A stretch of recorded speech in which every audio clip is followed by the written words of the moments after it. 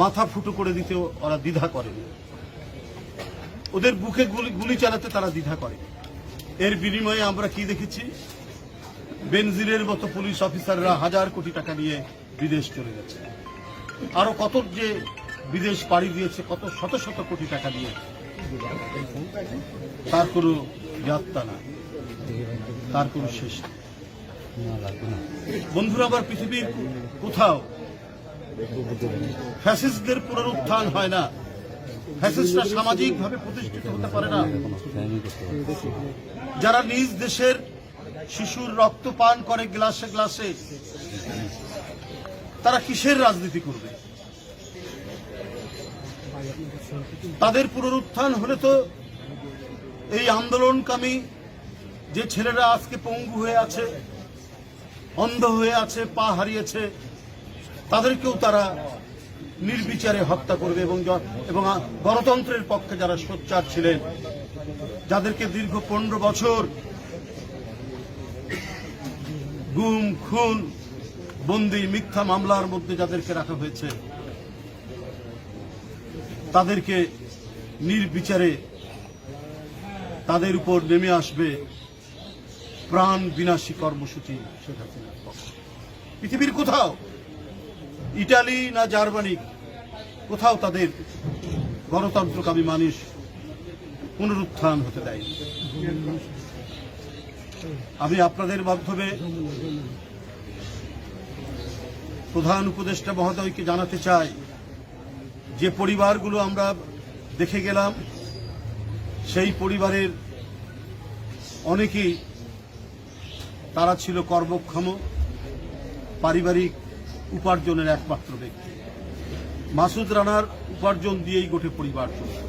তার স্ত্রী অসহায়, তার শিশু কন্যাটি আর্তনাদ করছে পিতার জন্য। তাহমিদের পরিবার বিয়ে পরে ছেলেটা পাশ করলে, মাস্টার ডিগ্রি পাশ করলে একটা চাকরি হবে। দেখছেন কত নিম্ন, তার বাবাও নাই, কি নিম্ন মধ্যবিত্ত পরিবার, একটা সেবি বস্তির মতো একটি জায়গায় তারা কত স্বপ্ন নিয়ে, আশা নিয়ে তারা লেখাপড়া করছে। আমি প্রধান উপদেষ্টা মহোদয়কে বলবো, এরা তো নিজের জীবন দিয়ে গণতন্ত্র কিনেছে, নিজের রক্ত বিক্রি করে তারা গণতন্ত্র কিনেছে। এটা যেন ব্যর্থ না হয়, এই সমস্ত পরিবার যেন না খেয়ে থাকে। আমি আপনাকে অনুরোধ করব, যেসব পরিবারে শহীদ হয়েছে তাদের যদি কেউ ভাই অথবা স্ত্রী যেই থাকুক, তাদের শিক্ষাগত যোগ্যতা অনুযায়ী তারা যেন কোনো সরকারি কাজে তাদেরকে লাগানো হয়, কোনো সরকারি চাকরি যেন তাদেরকে দেওয়া হয়। এটা ইমিডিয়েট দায়িত্ব, এটা বেশি দেরি করা যাবে না। পরিবারগুলো বেঁচে থাকার জন্য এই দায়িত্ব পালন করব। কারণ আমরা এক ভয়ঙ্কর মাফিয়া রাজ্যের থেকে উত্তরণ ঘটিয়ে এখন কিছুটা আমরা নিঃশ্বাস নিতে পারছি। একটা ব্যাংকের মালিক, যুবলীগের নেতা, একটা ব্যাংকের চেয়ারম্যান, সরকারি ব্যাংক, সে গ্রাহকের রাখা সোনা 7,398 ভরি সোনা সে ভুয়া গ্রাহক সাজিয়ে তাদের কাছে বিক্রি করে দিচ্ছে। কি দেশ ছিল এটা? অনাচার, অবিচার, লুটপাট, এটা যেন লাইসেন্স দিয়ে দিয়েছিল শেখ হাসিনা, যে শুধু আমার ক্ষমতা ঠিক রেখে তোরা যা পারিস। এই টাকা তো জনগণের টাকা। যারা কিছু অল্প ঋণ নিয়েছিল, নিজের হয়তো সোনা বা 1 ভরি কোনো গহেনা অলংকার ব্যাংকে জমা দিয়ে, এটা তোদের মতো করে তারা করে নিস। যে প্রধানমন্ত্রী এই সুযোগ করে দেয়, সে তো প্রধানমন্ত্রী নয়, সে তো দস্যু দলের প্রধান ছিলেন, মাফিয়া সিন্ডিকেটের প্রধান। মাফিয়া সিন্ডিকেট যেভাবে কাজ করে, তিনি সেইভাবেই কাজ করেছেন। কি তার মানে প্রশাসন, কি পুলিশ প্রশাসন, কি সিভিল প্রশাসন, প্রত্যেকটি জায়গায় তার যারা আশীর্বাদ প্রাপ্ত, তারা শত শত কোটি টাকা দিয়েছে। একজন প্রশাসনিক কর্মকর্তা নজরুল ইসলাম খান তার গ্রামের বাড়িতে 6 তলা বিল্ডিং, এই দিয়েই তো প্রশাসন সাজানো হয়েছে এবং এরাই এখন বিভিন্ন লেয়ারে তারা আছে। তো এরা যে সুখ, যে সমৃদ্ধি, যে হাজার হাজার কোটি টাকার হাতে পেয়েছে, তো এই সুখ তারা বর্জন করবে কেন? তারা তো হাসিনার পক্ষে কাজ করবে। আমি শুধু এটুকুই বলি যে যারা এখন প্রশাসন পরিচালনা করছেন, প্রতিদিন আমরা কিন্তু কিছু না কিছু আমরা কথা শুনতে পাচ্ছি, যেগুলো অত্যন্ত দুঃখজনক। একটি বিপ্লবী সরকার, পৃথিবীর দেশে দেশে দেখেছি বিপ্লবী সরকার খুব দ্রুত গতিতে, তড়িৎ গতিতে বিষাক্ত রক্ত বের করে দেয় সমাজ দেহ থেকে, রাষ্ট্র থেকে। তো বর্তমান অন্তর্বর্তীকালীন সরকারকে তো আমরা একটি বিপ্লবী সরকার বলি, তাহলে কি করে এই সমস্ত ভয়ঙ্কর দুর্নীতিবাজ, টাকা লুণ্ঠনকারী এরা কিভাবে এখানে অবস্থান করতে পারে? 2014 থেকে 17 সাল গোটা পৃথিবীর মধ্যে অতি ধনী লোক সৃষ্টি হয়েছে বাংলাদেশে, পৃথিবীর অন্যান্য ধনী দেশের চাইতে বাংলাদেশ ছিল 1 নম্বর অতি ধনী। এরা অতি ধনী কারা? যারা বিদ্যুৎ উৎপাদনের নামে টাকা লুট করেছে, যারা মেগা প্রজেক্টের নামে টাকা লুট করেছে, যারা পদ্মা সেতুর নামে টাকা লুট করেছে, একের পর এক যারা টাকা লুট করেছে, তারাই আজকে আঙ্গুল ফুলে কলা গাছ হয়েছে। বন্ধুরা আমার, তো এদেরই লোকজন আজকে বিভিন্ন জায়গায় বিভিন্ন অবস্থায় রয়েছে। সমস্ত নিয়ম কানুনকে অগ্রাহ্য করে যে জ্বালানি তেল বিদ্যুৎ উৎপাদনের জন্য সরকারি সংস্থা কেনে, সেইটা দিয়ে দেওয়া হলো প্রাইভেট খাতে, বসুন্ধরাকে। কারণ বসুন্ধরার হাতে টাকা থাকলে পরে ওটা শেখ হাসিনার টাকা হিসাবেই গণ্য।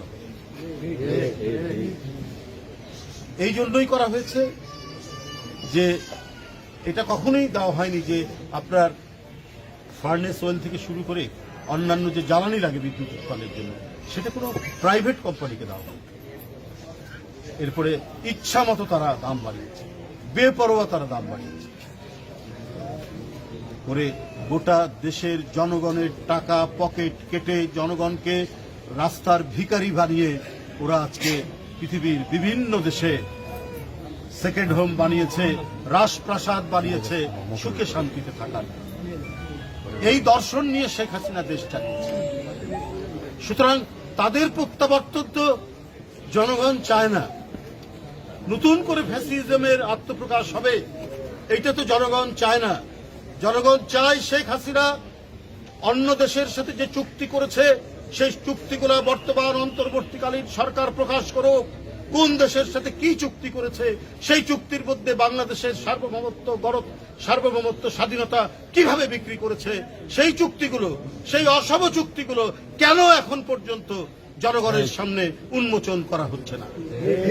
এটা যদি উন্মোচন করা না হয়, তাহলে বর্তমান অন্তর্বর্তীকালীন সরকারের তাদের যে দক্ষতা, তাদের যোগ্যতা নিয়ে মানুষ প্রশ্ন করা শুরু করবে।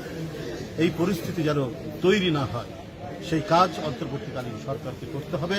কারণ শেখ হাসিনা এই দেশটাকে কারো অঙ্গরাজ্যে পরিণত করার জন্য এবং অঙ্গরাজ্যে পরিণত করে চিরজীবনের জন্য তিনি নিজে একাই ক্ষমতা থাকবেন, এইটা নিশ্চিত করার জন্য কোন দেশের সাথে তিনি গোপন যে চুক্তি করেছেন, সেই চুক্তি জানার অধিকার এখন রয়েছে।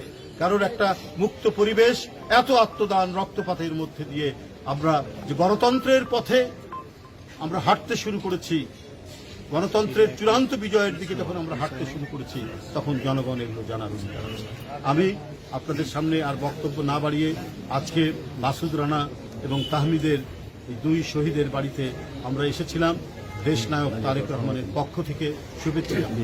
তিনি অতি দ্রুত এই শহীদ পরিবার এবং পঙ্গু হয়ে যাওয়া, অন্ধ হয়ে যাওয়া, হাত পা হারানো পরিবারকে দ্রুত সহায়তার জন্য তিনি একটি সংগঠন গড়ে তুলেছিলেন, সেটা হলো আমরা বিএনপি। তিনি অনেক আগে থেকে প্রায় 1 দশকের বেশি সময় ধরে তিনি নানাভাবে নীরবে নিভৃতে এই সহযোগিতাগুলো করতেন। এখন এই সংগঠনের মাধ্যমে যার দায়িত্বে আছে আতিকুর রহমান রুম্মন, ইথুন এবং এর সাথে আরো অনেকে সংশ্লিষ্ট আছেন, এখন প্রায় 2 দিন 3 দিন পরপরই আমরা এখন যাওয়ার সুযোগ হচ্ছে এই সমস্ত আন্দোলনে ক্ষতিগ্রস্ত শহীদ পরিবার, পঙ্গু হওয়া পরিবারের কাছে যাওয়া। আমরা দেশনায়ক তারেক রহমানের পক্ষ থেকে এই সহায়তা আমরা করছি, যাতে একটি গণতান্ত্রিক রাজনৈতিক দল হিসাবে এবং বিগত 15 বছর নিরবচ্ছিন্ন আন্দোলনের মধ্যে দিয়ে দেশনেত্রী বেগম খালেদা জিয়া, দেশনায়ক তারেক রহমান আজকের যে আন্দোলনের বিজয়ের যে পটভূমি রচনা করেছেন, তাদের তো এই আন্দোলনে ক্ষতিগ্রস্ত মানুষ, শহীদ পরিবার যারা শাহাদাত বরণ করেছেন, তাদের প্রতি যে একটা নৈকট্য, তাদের প্রতি যে একটা সংহতি, তাদের প্রতি যে একটা সংশ্লিষ্টতা তাদের যে রয়েছে, সেটারই প্রমাণস্বরূপ আমরা বিএনপি পরিবার আমরা সারা দেশে কাজ করে যাচ্ছি। আপনাদের সবাইকে ধন্যবাদ।